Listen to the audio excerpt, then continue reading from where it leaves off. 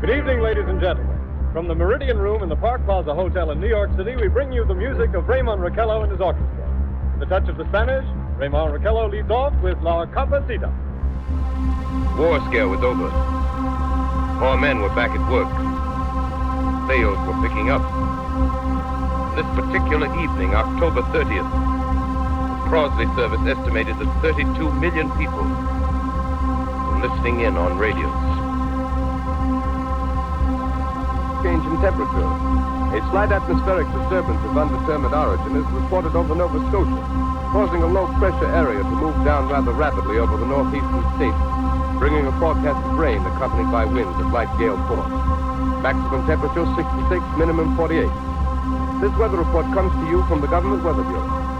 We take you now to the Meridian Room in the Hotel Park Plaza in downtown New York, where you will be entertained by the music of Raymond Raquello and his orchestra.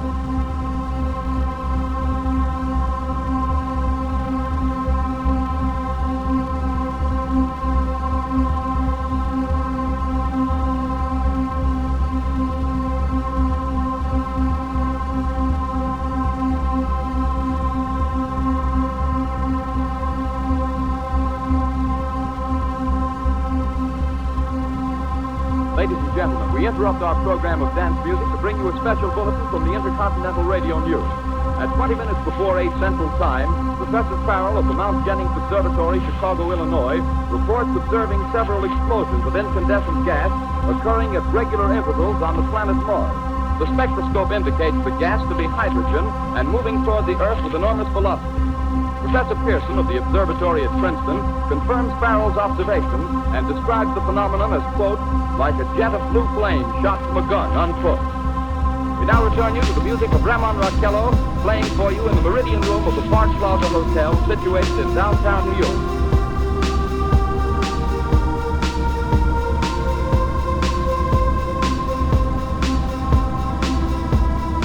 A slight atmospheric disturbance of undetermined origin is reported over Nova Scotia, causing a low-pressure area to move down rather rapidly over the northeastern states, bringing a forecast of rain accompanied by winds of light gale force. Maximum temperature 66, minimum 48. This weather report comes to you from the Government Weather Bureau. We take you now to the Meridian Room in the Hotel Park Plaza in downtown New York, where you will be entertained by the music of Raymond Raquello. Ladies and gentlemen, following on the news given in our bulletin a moment ago, the Government Meteorological Bureau has requested the large observatories of the country to keep an astronomical watch on any further disturbances occurring on the planet Mars. Due to the unusual nature of this occurrence, we have arranged an interview with a noted astronomer, Professor Pearson, who will give us his views on this event. In a few moments, we will take you to the Princeton Observatory at Princeton, New Jersey. We return you until then the music of Raymond Raquello and his orchestra. Ladies and gentlemen, here is the latest bulletin from the Intercontinental Radio News. Toronto, Canada.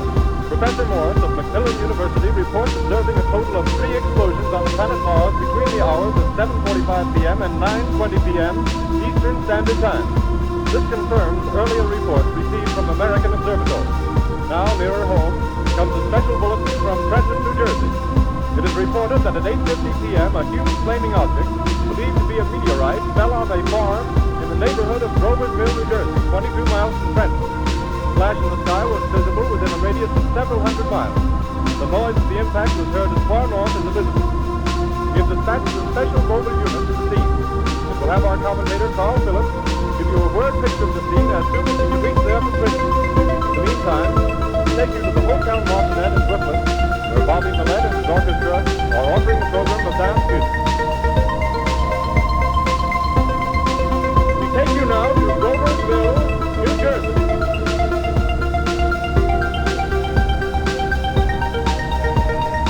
Ladies and gentlemen, this is Carl Phillips again, out at the Wilmot Farm, Grover's Mill, New Jersey. Mr. Pearson, myself raised to be 11 miles from Princeton in 10 minutes. Well, I hardly know where to begin. Painfully, your word picture of a strange scene before my eyes, but something out of the modern Arabian night. Well, I just got here. I haven't had a chance to look around yet. I guess that's it. Yes, I guess that's the thing directly in front of me, half buried in a vast pit. Must have some terrific force. The ground is covered with splinters and debris. It must have struck on its way down. And I can see the object itself doesn't look very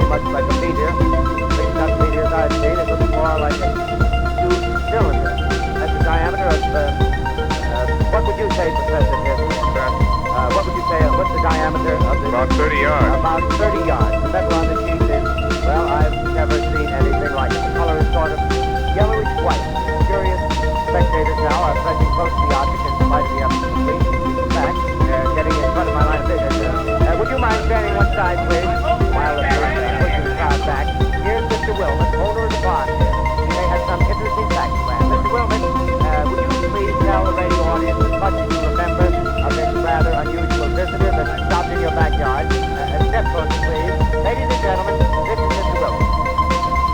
I was listening to the radio. Closer, louder. Louder. I was listening to the radio and kind of drowsy. The professor fellow was talking about Mars, so I was half dozing. Yes, Mr. Wilmot, and then what happened? Well, as I was saying, I was listening to the radio, kind of halfway. Yes, Mr. Wilmot, and then you saw something. Not first off. I heard something. And what did you hear?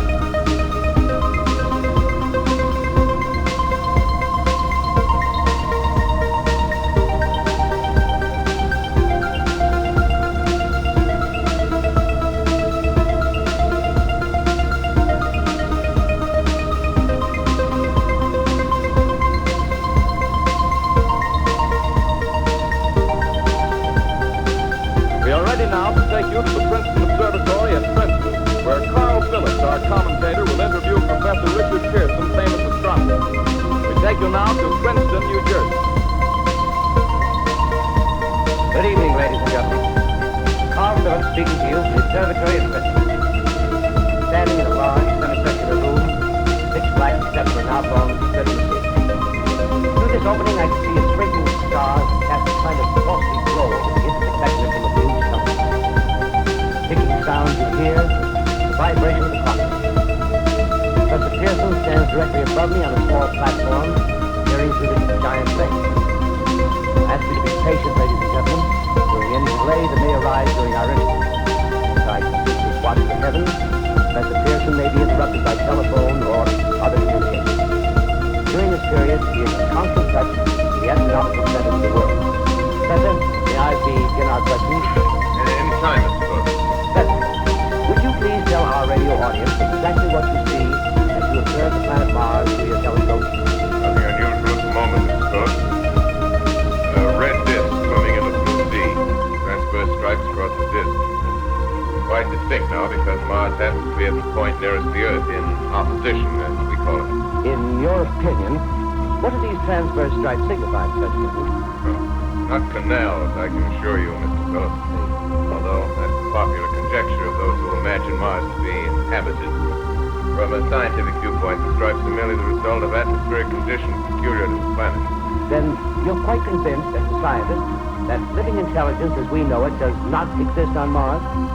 There's a chances against it are 1,000 to 1. And yet, how do you account for these gas eruptions occurring on the surface of the planet at regular intervals? Phillips, I cannot account for it. By the way, Professor, for the benefit of our listeners, how far is Mars from the Earth? Approximately 40 million miles. Well, that seems a safe enough distance. Just a moment, ladies and gentlemen. Someone has just handed Professor Pearson a message. While he reads it, let me remind you that we are speaking to you from the observatory in Princeton, New Jersey, where we are interviewing the world-famous astronomer, Professor Pearson. One moment, please. Professor Pearson has passed me a message which he has just received. Professor, may I read the message to the listening audience? Certainly. Ladies and gentlemen, I shall read you a wire addressed to Professor Pearson from Dr. Gray of the Natural History Museum, New York. Quote, 9:15 p.m. Eastern Standard Time. Seismograph registered shock of almost earthquake intensity occurring within a radius of 20 miles of Princeton. Please investigate. Signed, Lloyd Gray, Chief of Astronomical Division. Unquote. Professor Pearson, could this occurrence possibly have something to do with the disturbances observed on the planet Mars? Hardly, Mr. Phillips. This is probably a meteorite of unusual size, and its arrival at this particular time is merely a coincidence. However, we shall conduct a search as soon as daylight permits. Thank you, Professor. Ladies and gentlemen, for the past 10 minutes, we've been speaking to you from the observatory at Princeton, bringing you a special interview with Professor Pearson, noted astronomer. This is Carl Phillips speaking. We are returning you now to our New York studio.